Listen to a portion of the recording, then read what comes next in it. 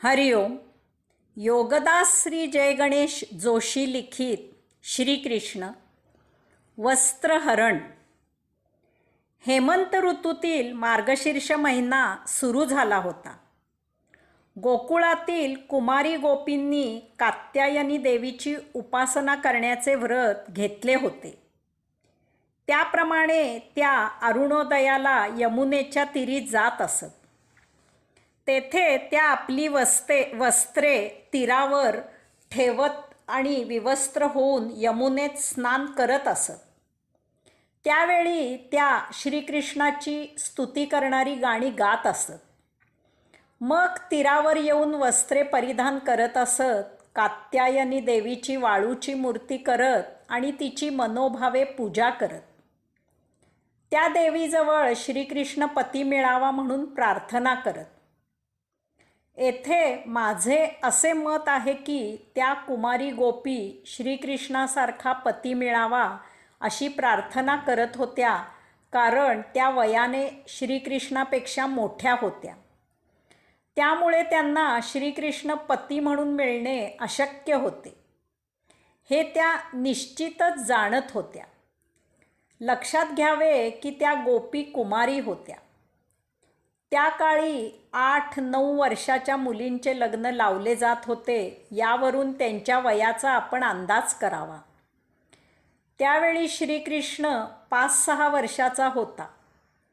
जेव्हा श्रीकृष्णाला हे समजले तेव्हा तो अरुणोदयाला गोपालांना बरोबर घेऊन यमुना तीरी गेला आणि त्या कुमारी गोपींची वस्त्रे घेऊन तो गोपालांसह जवळच असलेल्या कदंब वृक्षावर चढून बसला.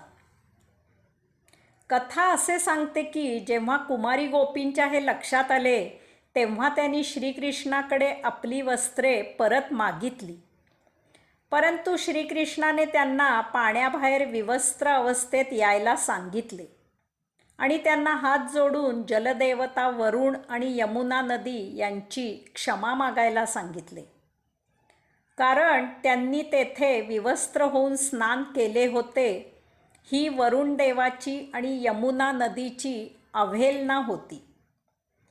त्यासाठी श्रीकृष्णाने कुमारी गोपींना अशी शिक्षा केली.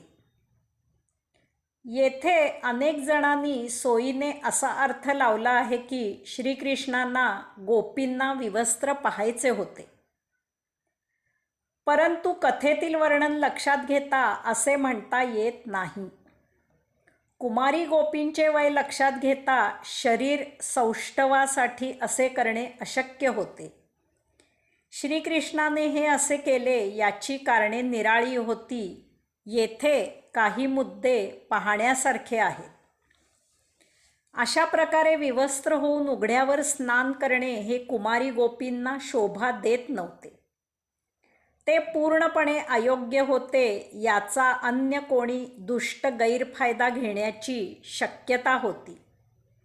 यामुळे हा प्रकार वेळीच थांबविणे आवश्यक होते.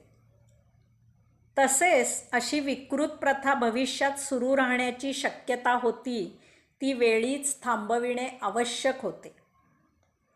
श्रीकृष्ण कुमारी गोपींना म्हणतो की तुम्ही जलदेवता वरुण आणि यमुना नदी यांची अवहेलना केली आहे. याची शिक्षा म्हणून त्यांना हात वर करून नमस्कार करा आणि मग आपली वस्त्रे घेऊन जा. येथे अवहेलना आणि शिक्षा हे 2 शब्द अधोरेखित करा. येथे एक गोष्ट लक्षात घ्यावी की भागवतकारांनी येथे कुमारी गोपींच्या शरीर सौष्ठवाचे वर्णन केलेले नाही. तसे वर्णन त्यांनी अन्य ठिकाणी किंवा रास क्रीडा करणाऱ्या गोपींचे केले आहे, कारण त्या गोपी वयात आलेल्या होत्या. परंतु येथे गोपी कुमारी आहेत. यास्तव शरीर सौष्ठवाच्या दृष्टीने त्यांना विवस्त्र पाहायची इच्छा होणे शक्य नाही. श्रीकृष्णाला जर गोपींना विवस्त्र पाहायचे असते तर त्याने कुमारी गोपींना असेच दररोज स्नान करायला प्रोत्साहित केले असते किंवा निदान त्यांना विरोध तरी केला नसता. येथे तो त्यांना याची शिक्षा देत आहे. ही प्रथा बंद करत आहे.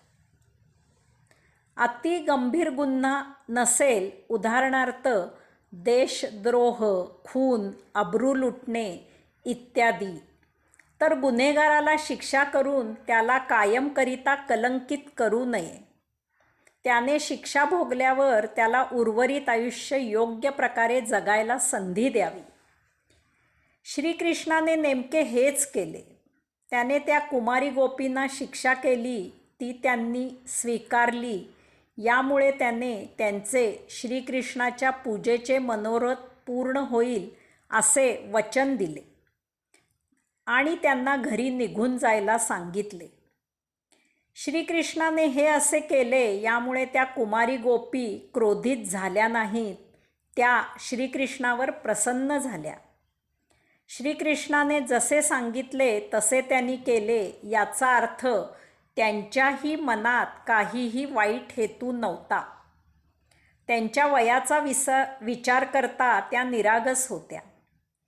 त्यांना श्रीकृष्णाने जे सांगितले ते त्यांनाही मनोमन पटले हे सिद्ध होते. त्यावेळी श्रीकृष्णाचे आणि कुमारी गोपींचे वय लक्षात घेता ते सगळेच बाल, अजाण, अश्राप, निरागस होते. आजकाल सिनेमा, दूरदर्शन इत्यादींवरील कथानकांमुळे मुले देहाच्या आधी बुद्धीने जाणती होतात. परंतु तरीही आजही आपण त्या वयाच्या मुलामुलींना काहीही वावगे न करता एकत्र खेळताना पाहतो. त्यामुळे त्यांना विवस्त्र पाहण्यात श्रीकृष्णाला काही स्वारस्य होते असे वाटत नाही. परंतु या कलियुगात आपण मानव किती विकृत आहोत ते लक्षात घ्यावे. श्रीकृष्ण चरित्रातील ह्या वस्त्रहरण प्रसंगाचे भांडवल करून आपण आज यावर नाटक, सिनेमा, दूरदर्शन इत्यादी यामधील कथेत हा भाग मुद्दाम घालून, बहुधा ओढून ताणून समाविष्ट करून त्याचे विकृत दर्शन घडवितो. तसेच यमुनेमध्ये स्नान करणाऱ्या गोपी कुमारी होत्या. नाटक, सिनेमा, दूरदर्शन इत्यादी यावर अशा प्रसंगात गोपी तरुण वयात आलेल्या दाखवतात. असे दाखविणारे, त्यात कला सादर करणारे, त्याला अधिकृत मान्यता देणारे, सेन्सॉर बोर्ड आणि ते पाहणारे प्रेक्षक असे सर्वच एकमेकांना सामील यात श्रीकृष्णाबद्दल आणि आपल्या संस्कृतीबद्दल विनाकारण संबंध जगात गैरसमज झाला आहे, बदनामी झाली आहे. परंतु आपल्याला त्याचे काय आहे? कसेही करून पैसा, प्रसिद्धी मिळाली की आपले काम झाले. यामधील सत्य शोधायला कोणालाही नको आहे. कोणी सांगितले तर त्यालाच वेडा ठरवायला हे मोकळे आहेत. हरिओम.